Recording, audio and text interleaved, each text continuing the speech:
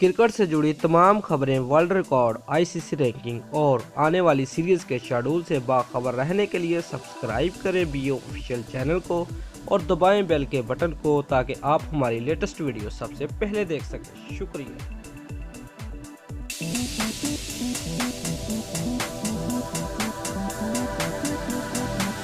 Viewers, नौमुंतखब वज़ीर-ए-आज़म इमरान खान ने cricket ढांचे में बेहतरी का ऐलान कर दिया। उनका कहना है कि बुनियादी क्रिकेट ढांचे में बेहतरी के लिए 2 से 4 माह लग जाएंगे। व्यूअर्स, वज़ीर-ए-आज़म ने कौमी क्रिकेट टीम के कप्तान सरफराज अहमद का पहला मुतालबा मानने से इनकार कर दिया। तफसीलात के मुताबिक आज हलफ बरादरी की तकरीब के बाद वज़ीर-ए-आज़म इमरान खान ने 1992 की टीम के खिलाड़ियों से मुलाकात की। व्यूअर्स, इस मौके पर अब्दुल कादिर खान ने इमरान खान को डिपार्टमेंटल क्रिकेट ख़त्म ना करने का मशवरा दिया।